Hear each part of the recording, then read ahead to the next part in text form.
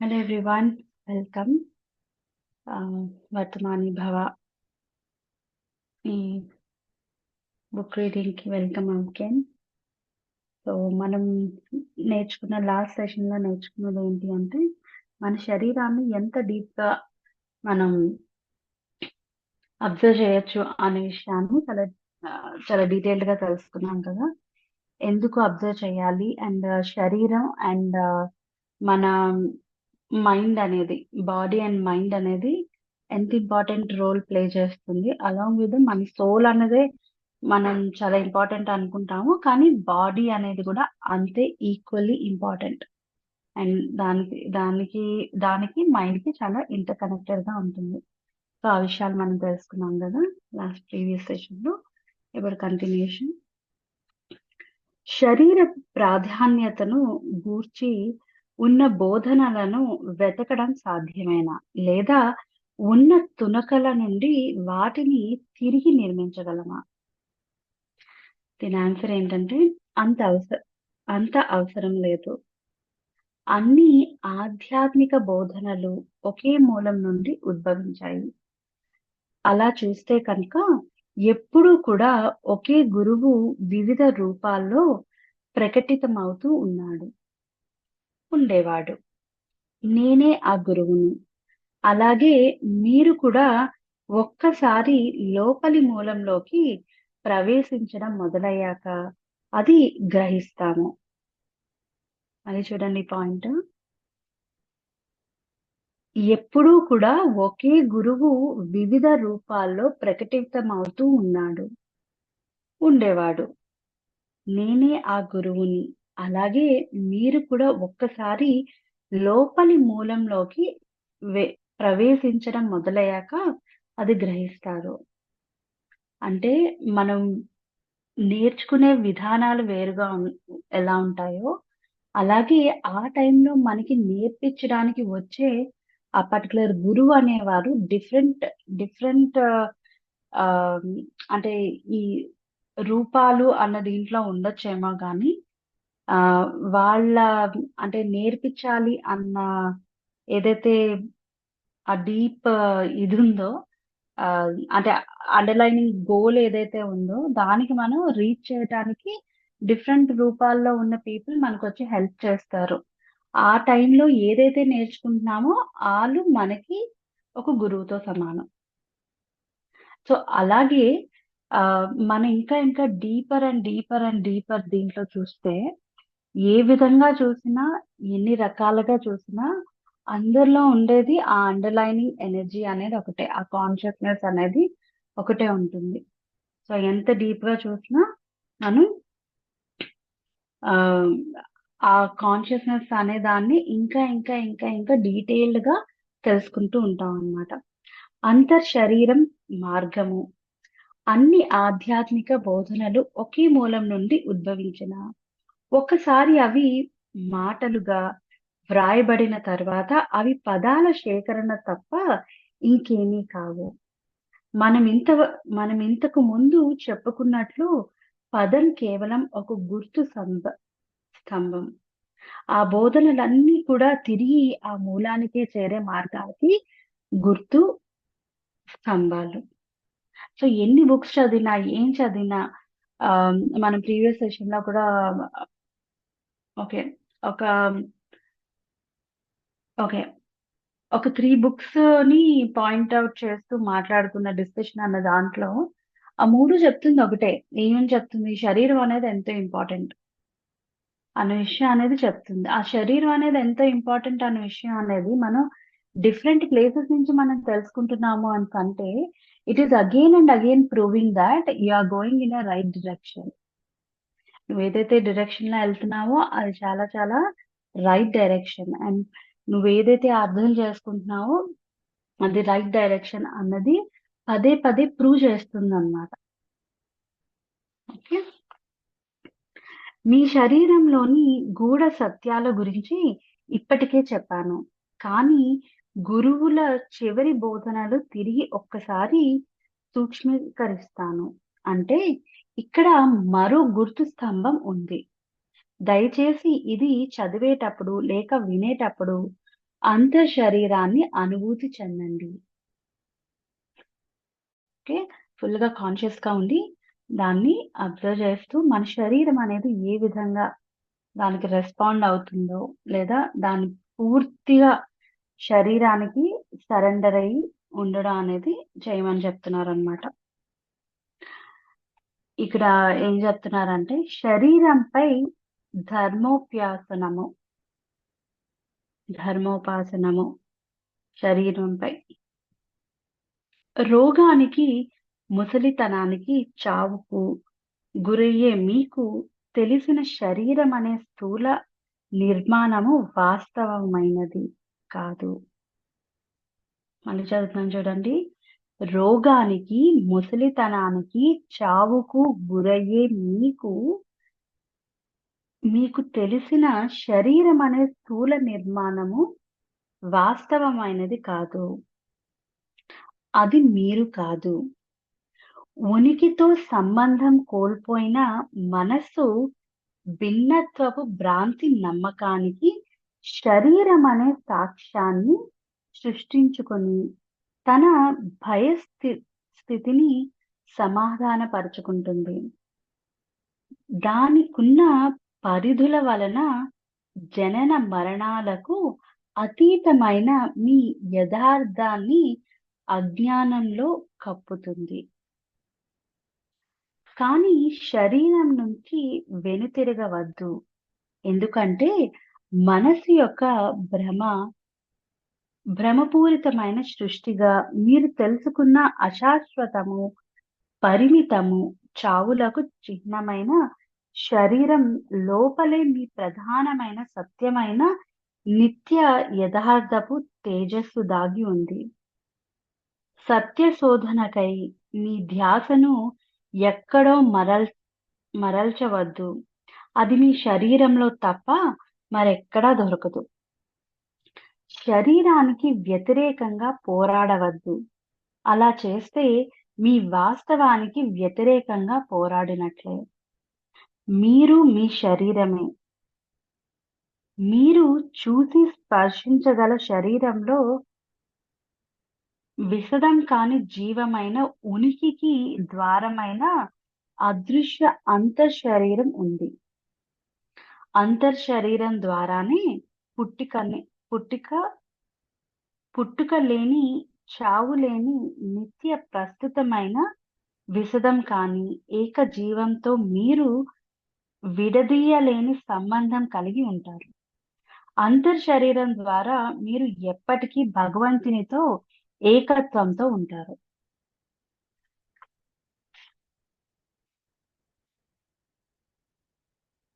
అంటే ఈ శరీరం అన్నదాని హెల్ప్‌తోని మనం ప్రతీదీ చేస్తాము. ఒక ఐడెంటిటీ అనేది క్రియేట్ చేసుకుంటున్నాము. ఇక్కడ అంటే ఈ భూమి మీదకి రావడానికి ఈ శరీరం అవసరం ఉంది కాబట్టి, దీనికంటూ కొన్ని పరిమితులున్నాయి కాబట్టి అవన్నీ అనుభవిస్తూ మనం మనం ఏదైతే ఇక్కడికి చేయటానికొచ్చామో దానికి ఈ శరీరం అనేది మేజర్ రోల్ అనేది ప్లే చేస్తూ, అలానే మనల్ని మనం అంటే మన లోపలున్న అంతఃశరీరాన్ని ఎప్పటికప్పుడు దాన్ని టచ్ చేస్తూ అంటే ఈ భూమి మీదకొచ్చాము అనేసంటే ఇక్కడున్న రూల్స్ అండ్ రెగ్యులేషన్స్ అన్న దాంతోని మన అలా క్యారీ ఫార్వర్డ్ అయిపోకుండా, మన లోపల ఉన్న ఆ అంతఃశరీరం అనే దాన్ని కూడా తెలుసుకొని దానితో పాటు కనెక్టెడ్‌గా ఉంటూ, మనం ఆధ్యాత్మికంగా గ్రో అవుతూ ఈ ఆహ్, ఈ లైఫ్ అనే దాన్ని మనం ముందుకు తీసుకెళ్తూ ఉంటామనమాట. ఆ లోపలున్న ఆ అంతఃశరీరం అనేది ఎప్పుడూ కూడా ఒక ఏకత్వం అన్న దాంతోని అంటే ఆహ్, వన్నెస్, వన్నెస్ అన్న దాంతోని ఎప్పటికీ కూడా కనెక్ట్ అయ్యి ఉంటుంది. అంటే ఇప్పుడు మనం ఇక్కడున్న ఈ గ్రూప్‌లో ఎంతమంది ఉన్నామో, మనందరం కూడా ఒకటే. ఇప్పుడు ఇప్పుడు నేను వేరు, ఇంకొకళ్ళు వేరు, ఇంకొకళ్ళు వేరు, ఇంకొకళ్ళు వేరు అని కాదిక్కడ. మనందరం కూడా ఇక్కడికి చేరాము అనేసంటే, మన అంతఃశరీరం అనేది ఈ పాయింట్ అనే దాన్ని మనందరికీ కన్వే చేయాలనుకుంటుంది. మనం ఒక్కటే కాన్షియస్‌నెస్‌లో ఉన్నదానికి. సో, ఆ కాన్షియస్‌నెస్ అనేది ఏంటి? మరీ ఇక్కడ అంటే మళ్ళీ ఒక క్వశ్చన్ రావచ్చు, లైక్ ఏంటంటే ఇక్కడ ఉన్న వాళ్ళు కొంతమంది అయి ఉండొచ్చు కదా, మిగిలిన వాళ్ళకి ఆ ఆ ఏకత్వం అన్న దీంట్లో లేరా అని అంటే, ప్రతి ఒక్కరు ఆ ఏకత్వం అన్న దాంట్లోనే ఉంటారు, ఆ జర్నీలోనే ఉంటారు. ఆ కానీ ఏంటంటే కొన్నిసార్లు మనకున్న ఈ ఫిజికల్ వరల్డ్ రిలేటెడ్ అండర్స్టాండింగ్స్, అక్కడ అక్కడ క్రియేట్ చేసుకున్న కొన్ని ఇమోషనల్ థింగ్స్, ఎవ్రీథింగ్ ఏంటంటే అవి ఎక్కువ సర్ఫేస్డ్ గా ఉండడం వల్ల మనం ఏదైతే ఆ అంతర్ శరీరం అనేది ఏదైతే ఉందో దాన్ని టచ్ చేయడానికి ఒక్కొక్కరికి ఒక్కొక్క కైండ్ ఆఫ్ టైం జోన్ పట్టొచ్చు.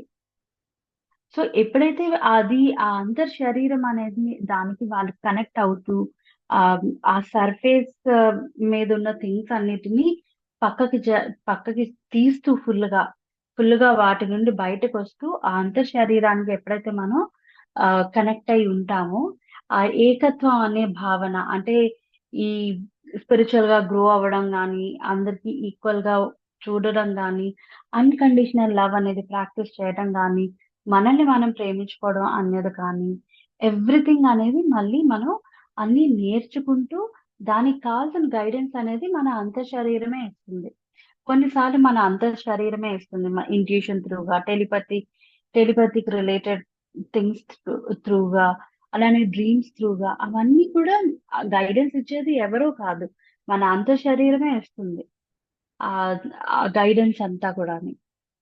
సో, ఎప్పుడైతే మనం దాన్ని దాన్ని బేస్ చేసుకొని మనం కనెక్ట్ అయ్యి ముందుకెళ్తామో, ఆ గైడెన్స్ అనేది తీసుకోగలుగుతాం. కొన్ని సార్లు మనం దాన్ని ఆహ్, అర్థం చేసుకోలేనప్పుడు లేదా కొన్నిసార్లు మిస్ అవుతూ ఉంటాం కదా! ఆహ్, శరీరం చెప్పే కైండ్ ఆఫ్ గైడెన్స్ అనేది మనం సరిగ్గా అర్థం చేసుకోలేకపోవడమో, లేదంటే మనకి అర్థమయ్యే కాన్షియస్‌నెస్ అనేది అక్కడి వరకే ఉండొచ్చు. మనం అర్థం చేసుకునే కేపబిలిటీ. ఒకటేదో చిన్న చిన్న చిన్న వాల్ లాంటిదేమైనా ఉండొచ్చు. దాన్ని మనం క్రాస్ చేసి ముందుకెళ్ళాలి అంటే, మనకెవరైనా హెల్ప్ చేయడానికి రావాల్సుండొచ్చు.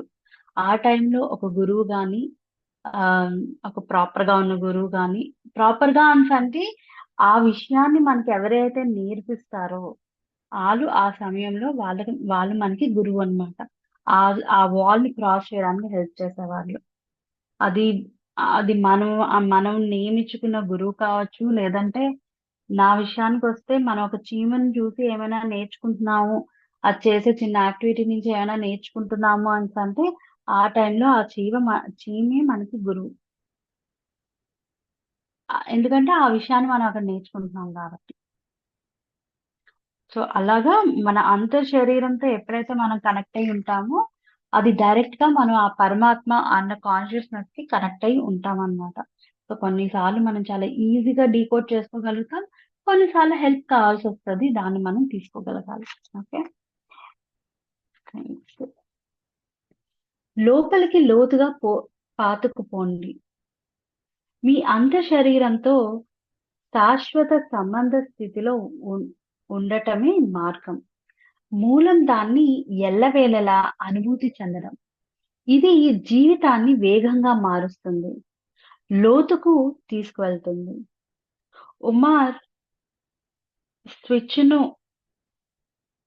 తిప్పితే అధికంగా విద్యుత్ శక్తి ప్రవహించి కాంతి మరింత ప్రకాశవంతమైనట్లు మీ అంతర్శరీరంలోకి ఎంత చైతన్యాన్ని పంపిస్తే అంత అమితంగా దాన్ని ప్రకంపన పౌనఃపున్యం పెరుగుతుంది. చైతన్యాన్ని పంపించడం అంటే ఇక్కడేంటి, మనం మనం మెడిటేషన్ త్రూగా చేసేది. అలానే ఆహ్, మనం తీసుకునే నాలెడ్జ్, విజ్డమ్. థియరటికల్‌గా అనేది ఒక పార్ట్.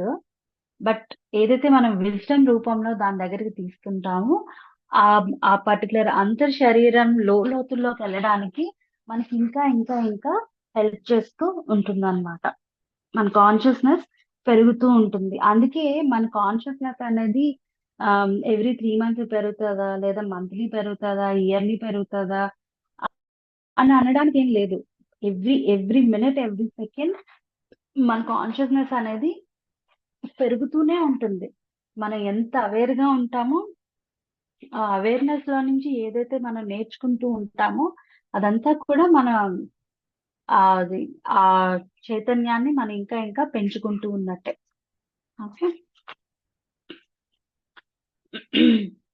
ఈ అధిక అత్యున్నత శక్తి స్థాయితో మిమ్మల్ని వ్యతిరేకత తాకలేదు. పైగా ఆ ఉన్నత పౌనపున్యానికి తగ్గట్లుగా కొత్త పరిస్థితులను మీరు ఆకర్షిస్తారు.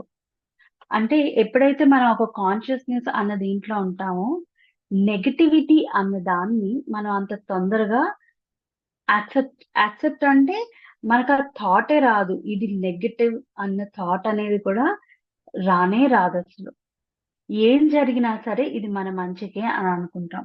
ఓకే. ఇది ఈ విధంగా జరుగుతుందా? దీని నుండి నేనేం నేర్చుకోవాలి? అన్న వరకే మన ఇది ఉంటుంది తప్ప, ఇది పాజిటివ్‌గా అవుతుంది, నెగెటివ్‌గా అవుతుంది, ఇది గుడ్, ఇది బ్యాడ్ అన్న కైండ్ ఆఫ్ ఏది కూడా మన మైండ్ అన్న దాంట్లోని రానే రాదు. It is just a deeper surrenderance where we just see that ఏదన్నా సరే ప్రాబ్లమ్ అనేది ఏం కాదు ఎక్కడ కూడా. అన్నిటిని కూడా ఒక సిట్యుయేషన్. ఓకే. నేను దీని నుంచి సంథింగ్ నేర్చుకుంటాను. నేర్చుకున్న దాన్ని ఎంబ్రేస్ చేయటం. అంటే ఆహ్, ఆహ్, ఆయన పేరు ఒక ఆథర్ ఉన్నారు. యాస్ ఆఫ్ నౌ నాకు నేమ్ గుర్తు రావట్లేదు. ఆయన ఎప్పుడు చెప్తూ ఉంటారనమాట. ఏమనంటే ఆహ్, మ్ మీకు ప్రాబ్లమ్స్ అనేవి ఏంటంటే it is like a gift. దాంట్లో గిఫ్ట్ అనేదొచ్చింది. అది ప్రాబ్లము. దాన్ని ఓపెన్ చేసి చూస్తే కదా దాంట్లో ఏం గిఫ్ట్ ఉంది అని తెలుసుకుంటాము. సో, ఆ ఓపెన్ చేసి చూడాలి అనేసంటే ఆ ప్రాబ్లమ్ అనే దాన్ని యాక్సెప్ట్ చేయాలి. దాన్ని డిగ్ చేసి okay. What is there in this? నేనేం నేర్చుకోవాలి దీని నుండి అని ఒక ఎక్సైట్‌మెంట్‌తో దాన్ని ఎప్పుడైతే మనం లోపలికి అనలైజ్ చేసుకుంటూ వెళ్తామో, ముందు యాక్సెప్ట్ చేసి దాని లోపలికి వెళ్తామో, దాంట్లో ఉన్న హిడెన్ గిఫ్ట్ అనేది మనకెప్పుడు తెలుస్తదనమాట. అది తెలుసుకోగలుగుతాం మనం. సో, ఎప్పుడు కూడా సిట్యుయేషన్స్ ఉంటాయి. ప్రాబ్లమ్స్ ఉండవు. There are no problems. Everything is a situation. ఎప్పుడైతే మనం ఆ విధంగా చూస్తామో, దాన్ని ప్రాబ్లమ్ అన్న విధంగా కాకుండా ఓకే. నా లైఫ్ అనే ఫ్లోలోని వెళ్తూ ఉన్నప్పుడు ఇదేదో ఒకటుంది. దీన్ని కూడా నేను యాక్సెప్ట్ చేసి దీని నుండి నేను ఏం నేర్చుకోవాలో నేర్చుకొని నేను ముందుకెళ్ళిపోతాను. దేర్ ఈస్ నో అంటే ఎక్కడ కూడా ఆగిపోయే ఇది లేదనమాట. ఎవ్రీథింగ్ ఒక ఫ్లో అన్న దీంట్లో వెళ్ళిపోతూ ఉంటాం ముందుకలాగా. వీలైనంత వరకు మీ ధ్యాసని శరీరంపై పెడితే, మీరు ఈ క్షణానికి కట్టివేయబడతారు. మిమ్మల్ని మీరు బాహ్య ప్రపంచంలో పోగొట్టుకోరు. మిమ్మల్ని మీరు మీ మనస్సులో పోగొట్టుకోరు. ఆలోచనలు, ఉద్వేగాలు, భయాలు, కోరికలు ఇంకా కొంతవరకు ఉన్నా అవి మిమ్మల్ని వశపరుచుకోవు. అంటే మన కళ్ళ ముందే ఏవేవో థింగ్స్ జరుగుతూ ఉండొచ్చు. ఈ అంటే ఏదో చేస్తున్నాము. ఒక మంచి ప్రాజెక్ట్ ఏదో చేస్తున్నాము. కంటి ముందు ఏదేదో చాలా జరుగుతూ ఉన్నాయి. బట్ బయట ఏదో మాట్లాడుతూ ఉన్నాము. కానీ ఏది కూడా ఇన్నర్‌గా ఎఫెక్ట్ కాదెప్పుడు కూడా. You're just taking those things. Okay. అదొకటుంది. దానికి సంబంధించిన సొల్యూషన్ ఒకటుంటది. నేను దాన్ని చూస్తాను. ఎట్ ది సేమ్ టైమ్ మనం ఏమి మాట్లాడుతున్నా, ఏం చేస్తున్నా సరే అది లోపలికెళ్ళదు. హార్ట్‌లోకెళ్ళదు. ఏదైనా సరే మాటల వరకే ఉండి అక్కడి నుంచి అక్కడికే అది వెళ్ళిపోతుందనమాట. అంటే ఎమోషన్స్ అనే దీంట్లోకి మనమేమి తీసుకోము. ఎప్పుడైతే మనం మన ఈ ప్రెజెంట్ మూమెంట్ అన్న దీంట్లోని, మన శరీరం అనే దాని మీద మనకి పూర్తి అవగాహన అనేది ఎప్పుడైతే వస్తుందో, ఆ ఎమోషన్స్ ఎవ్రీథింగ్ అనేది ఎంత వరకు తీసుకోవాలి, ఎంత వరకు ఇది అవసరం ఉంది అన్న విషయాన్ని బేస్ చేసుకొని మనం ముందుకెళ్తూ ఉంటామనమాట. దీంట్లోని అంటే ఇప్పుడు అంటే ఒక రోబోటిక్‌గా ఉంటామా? అన్న దీంట్లో అంటే రోబోటిక్‌గా ఉండం మనం. ఈచ్ అండ్ ఎవ్రీథింగ్‌ని ఎంజాయ్ చేస్తాం. There is no differentiation. ఇది every time it's a blissful state అన్నమాట. ఎవ్రీ టైమ్ ఒక మంచి బ్లిస్ స్టేట్‌లో ఉంటాము. ఎవ్రీ టైమ్ న్యూ థింగ్ వస్తుంది నేను నేర్చుకోవడానికి అన్న ఎక్సైట్‌మెంట్‌తో ఉంటాము. ఎవ్రీ నెక్స్ట్ మినిట్‌ని కూడా wow! There is something new here అన్న కైండ్ ఆఫ్ జోన్‌లో ఉంటాం. ఎప్పుడు కూడా ఇన్నర్ హ్యాపీనెస్‌తో ఉంటాం మనం. Inner deeper and deeper, deeper హ్యాపీనెస్‌తో ఉంటామనమాట. సో, అందువలన ఎటువంటి సిట్యుయేషన్స్ ఈ ఫిజికల్ వరల్డ్ అన్న దీంట్లో ఉన్నా సరే, మనకి ఒక లేయర్ అనేది ఉంటుంది. ఆ లేయర్‌ని దాటి మన దగ్గరికి రాదు. మన లోపలికి వెళ్లి మనల్ని బాగా హర్ట్ చేసి ఉండే విధంగా ఉండదు.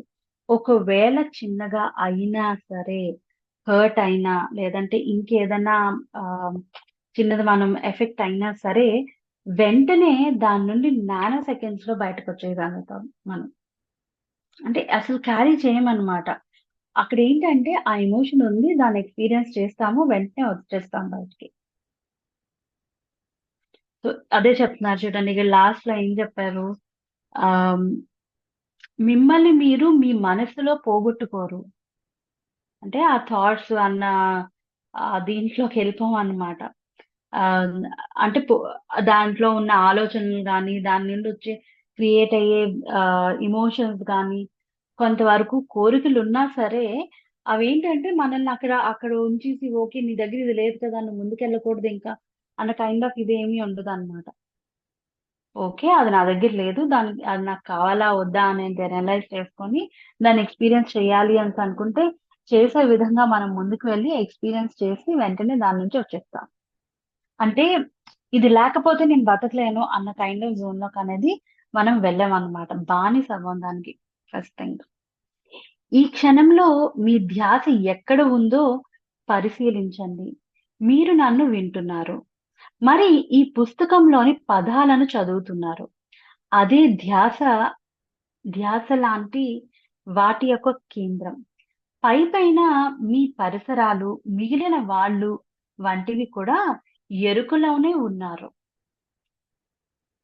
అంటే బుక్ చదువుతున్నావు అనేసంటే, నేను ఇక్కడ చదువుతున్న అన్నీ చూస్తున్నాను. నా ఎదురుగా ఒక విండో ఉంది. గ్రీన్ కలర్ గ్రాస్ కనిపిస్తుంది. I'm enjoying that. At the same time ఇది కూడా నేను చేస్తున్నాను విత్ ఫుల్ కాన్సంట్రేషన్. ఈ ప్రెజెంట్ మూమెంట్‌లో ఉన్న ఆ అట్మాస్ఫియర్, ఆ ఎన్విరాన్మెంట్ అంతటిని ఎంజాయ్ చేస్తూ, ఇక్కడ నేను చేస్తున్న పని అనే దాన్ని కూడా నేను చేస్తూ ఉన్నాననమాట. దర్ ఇస్ నథింగ్ అంటే ఆహ్, అదలా ఉంది కదా! దానివల్ల నేను డిస్టర్బ్ అయిపోతున్నాను.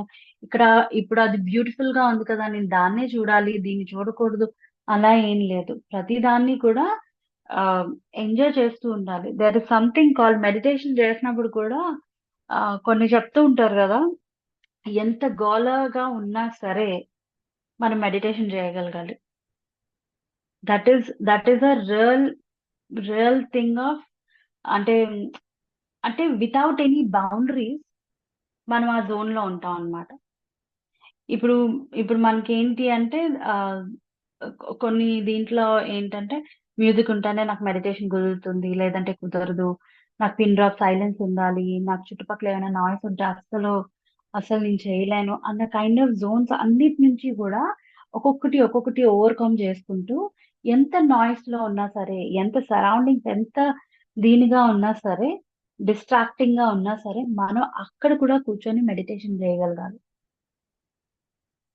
So, you are aware of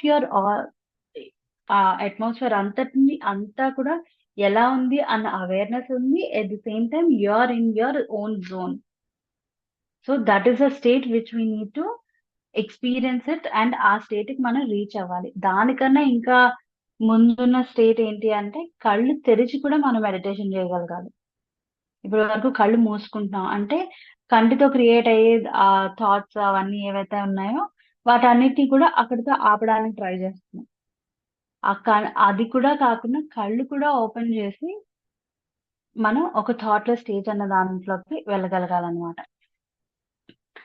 ఇంకా చూస్తే మీరు వింటున్న మరి మీరు వింటున్న, మరి చదువుతున్న దాని చుట్టూ కొంత మానసిక చర్య అంటే మానసిక భాషణ జరుగుతుండొచ్చు. అయితే మీ పూర్తి ధ్యాసను తీసుకోవలసిన అవసరం లేదు. అదే సమయంలో మీ శరీరంలో చూడండి.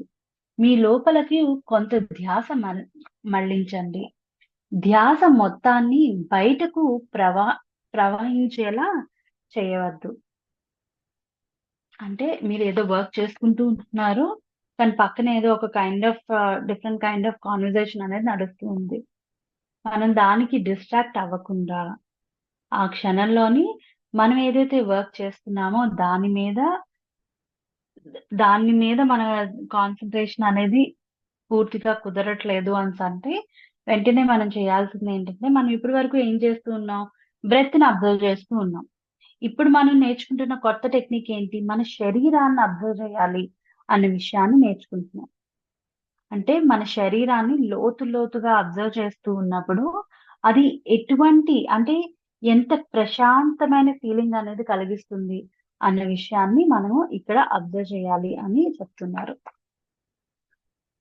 మీ శరీరాన్నంతా ఒకే ఒకే శక్తి క్షేత్రంగా లోపలి నుండి అనుభూతి చెందండి. అది దాదాపుగా మీ పూర్తి శరీరంగా వింటున్నట్లు, మరి చదువుతున్నట్లుంటుంది.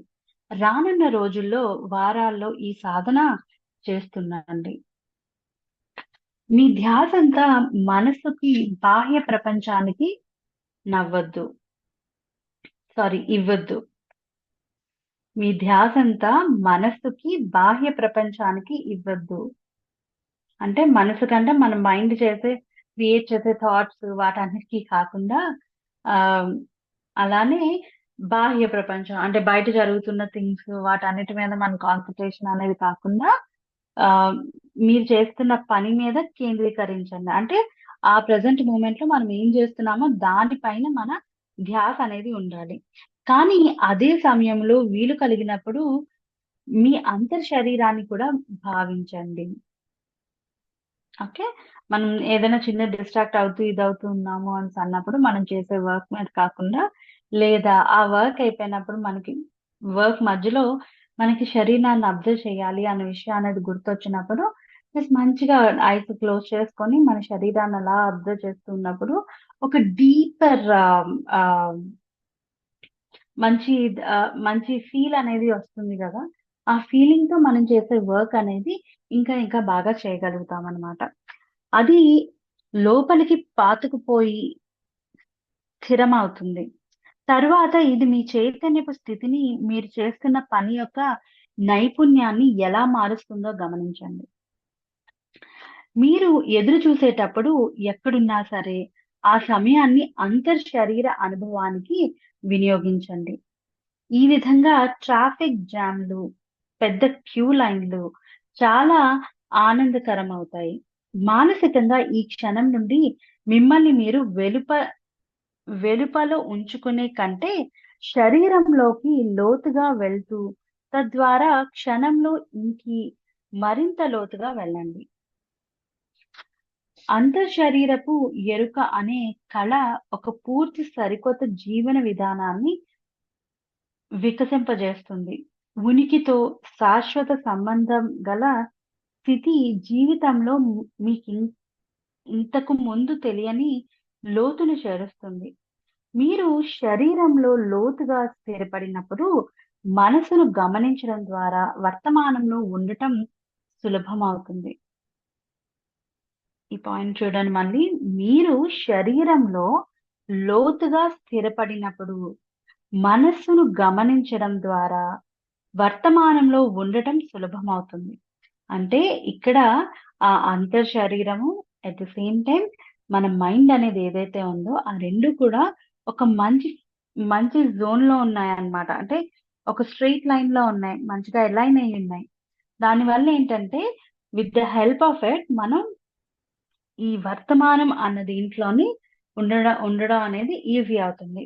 బాహ్యంగా ఏమి జరిగినా మిమ్మల్ని ఏది కదపలేదు.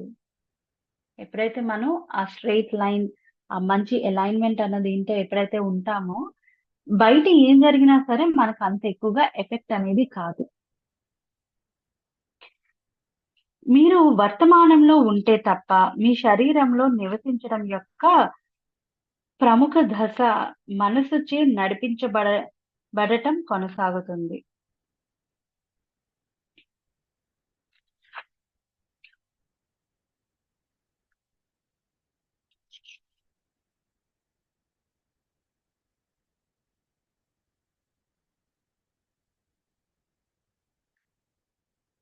చాలా కాలం కిందట మీరు నేర్చుకొని మీ తలలో నిక్షిప్తమవు మవు- మయున్న రచన అంటే మనస్సు నియంత్రణ కాలం. నియంత్రణ ఆలోచనలను వర్తమానను ఆజ్ఞాపిస్తుంది. మీరు దాని నుండి కొంతసేపు స్వేచ్ఛ పొందగలరేమో కానీ ఎక్కువ కాలం ఉండగలడం అరుదే. ఇది ముఖ్యంగా ఏదైనా జరగకూడనిది జరిగినప్పుడు, ఏ నష్టమో కలవరమో వచ్చినప్పుడు నిజమవుతుంది. మీ నియంత్రించబడిన ప్రతిచర్య అప్పుడు అప్ అప్రయత్నంగా ముందే చెప్పగలిగినట్లు ఉంటుంది. మనస్సుతో పోల్చుకునే చైతన్యపు స్థాయికి అడుగున ఉండే భయం మీ ప్రతిచర్యకు ఇంధనం అవుతుంది. కనుక ఎప్పుడైనా ఇటువంటి సవాళ్లు వస్తే మీ శరీరమందలి అంతర్శక్తి క్షేత్రంపై కేంద్రీకరించటం అలవాటు చేసుకోవటం, ఇది ఎక్కువ కాలం అవసరం లేదు. అలవాటు చేసుకోండి. ఇది ఎక్కువ కాలం అవసరం లేదు. కేవలం కొన్ని క్షణాలు చాలు. కానీ ఆ సవాలు ఎదురైన క్షణాన్ని మీరు దీనిని ఆచరించాలి. ఏ మాత్రం వాయిదా వేసినా మీ నియంత్రించబడిన మానసిక ఉద్వేగపు ప్రతిచర్య ఉద్భవించి మిమ్మల్ని వశపరుచుకునేందుకు దోహదపడుతుంది.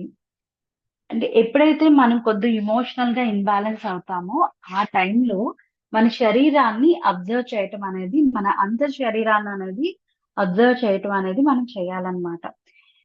లేదు, నేను ఇది చేస్తున్నాను కదా, నేను కొంచెం తర్వాత చేస్తాను, లెట్ మీ దీంట్లో అంటే ఇమీడియట్ గా నేను చేయలేను అన్న కైండ్ ఆఫ్ జోన్ లో కాకుండా ఒక నిమిషమో 2 నిమిషాలు దానికోసం టైం కేటాయించి ఆ పని చేయాలి.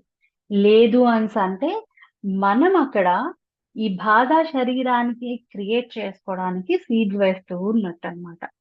ఎప్పుడైతే మనం ఇమీడియట్ గా దాన్ని అంటే ఆ సీడ్ అనే దానికి ఇంకా వాటర్ అలాంటివి ఏం పోయకుండా జస్ట్ అలా అలా వదిలేసి దాని వెంటనే మన అంతర్ శరీరంతో ఆ దాన్ని అబ్జర్వ్ చేస్తూ ఉన్నప్పుడు ఏదైతే ఎమోషన్ ఉందో అది అలా డైల్యూట్ అయిపోతుంది.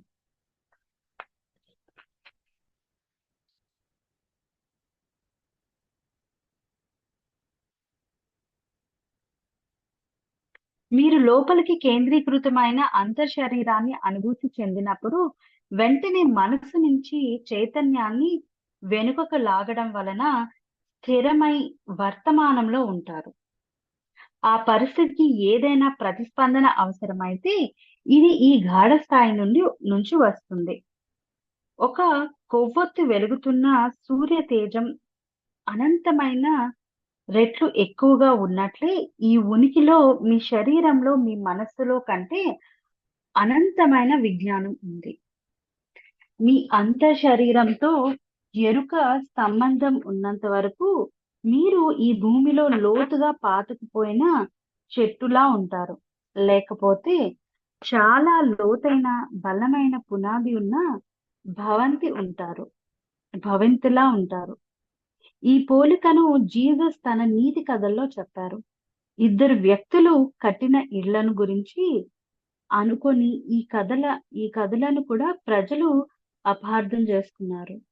ఒకరు పునాది లేకుండా ఇసుకలో ఇంటిని నిర్మిస్తే అది వరదలకు కొట్టుకొని పోతుంది. ఇంకొకరు రాళ్ళు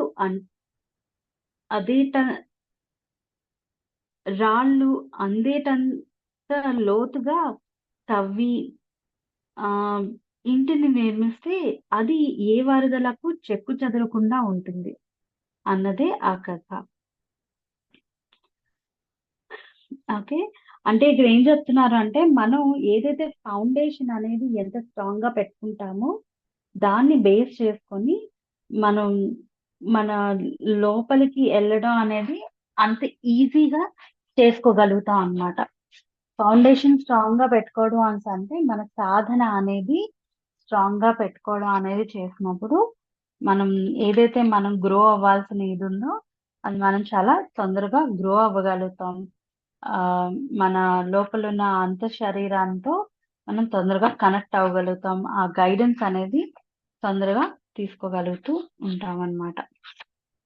so, thank you so much. ఈరోజు టాపిక్ ఇది. మళ్ళీ మనం నెక్స్ట్ సెషన్‌లో కలుద్దాం. Thank you so much.